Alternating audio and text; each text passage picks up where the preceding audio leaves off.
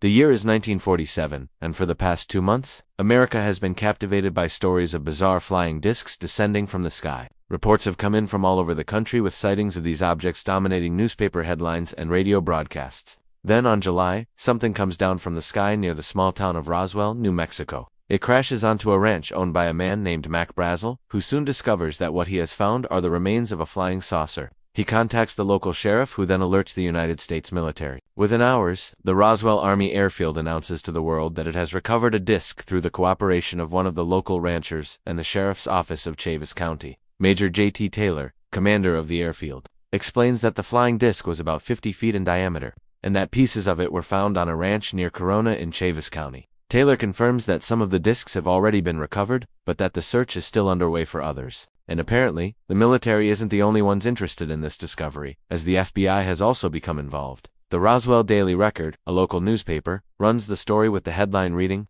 "Army Airfield Seeks to Identify Disc from the Sky." For once, the military's official statement is completely in line with the facts. They really do have parts of a flying disc. But little do we know, this will not remain the case for very long. As the sun sets on July 8, 1947, Major Taylor issues another statement, and here things begin to get a little weird because according to his new report, the flying disc has now been identified. As if anyone could miss the giant silver disc lying on a ranch in New Mexico. Major Taylor tells the press that the wreckage was actually a crashed balloon. Specifically, it was a weather balloon being used by the 549th Balloon Squadron at the nearby Walker Air Force Base. Apparently, it got loose and was blown off course, so no aliens after all. This embarrassing walk back from the earlier announcement causes a bit of confusion and concern. After all, how did they go from recovering an alien spaceship to it just being a weather balloon? And why would they even try to cover it up? The Daily Record reports that the military has declined to comment on the source of the balloon, but assures the public that it was merely a misunderstanding. Everything appears to be fine. There has been no invasion from Mars, and no war with little green men. Everyone goes home happy.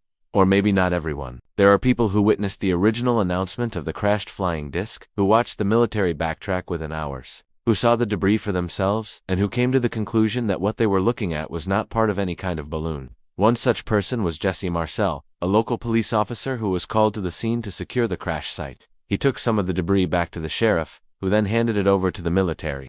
Years later, Marcel would describe what he saw, and it wasn't good. According to his recollection, the wreckage was made of rubber, but not like any kind of rubber he had seen before. It was very shiny, almost metallic in appearance, which is odd for a balloon. Furthermore, Marcel states that the material seemed to be unlike anything he had ever seen before. He tried bending it and even set it on fire, but it wouldn't break or burn. He kept the debris in his possession for several years until it was destroyed in a house fire. Therefore, there is no physical evidence left today to prove what Marcel saw. However, there are other witnesses who corroborate his story. They, too, say that the material looked like polished metal. Even the rancher whose property the disc crashed on came to that same conclusion. Major Taylor's first announcement is accompanied by photos that seem to show the wreckage. In them, we see something that certainly does not look like a weather balloon. Instead, we see what looks like a pile of tin foil or some sort of metallic mesh. Could these pictures be fake? Were the real pictures of the wreckage so shocking that the military chose to swap them out? And what exactly is going on here?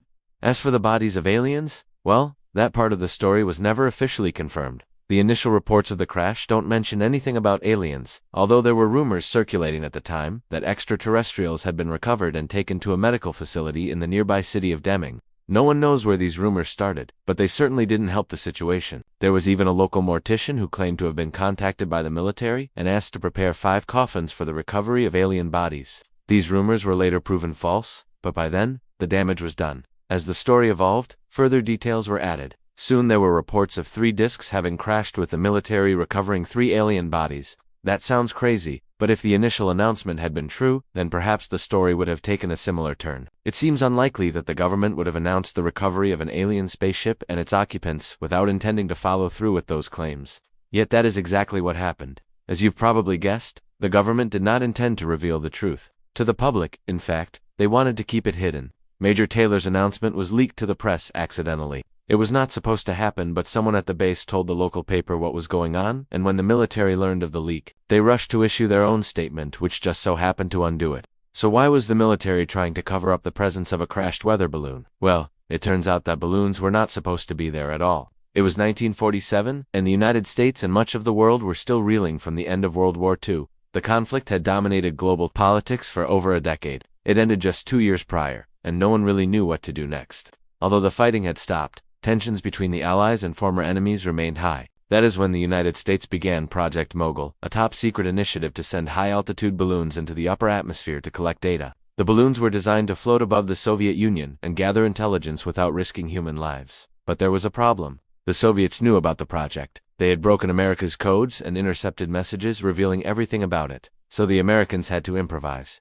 They created a front, a fake operation that would divert the Soviets' attention away from the real one. What better way to do that than by pretending to be searching for flying saucers? That's right, the Roswell crash was part of a government conspiracy to fool the Soviets, but it was never supposed to go public. The military quickly realized the scope of the debacle and ordered all references to the flying saucer to be removed from the crash site. This included the original announcement from Major Taylor. The debris was gathered and hauled away. The witnesses were silenced and the entire event was buried under a mountain of lies. It was a massive embarrassment, but one that could potentially save lives. If the Soviets believed that America was seriously searching for extraterrestrials with balloons floating over their borders, they might think twice before taking action. In that way, the cover-up became necessary to protect national security, but it also led to decades of conspiracy theories.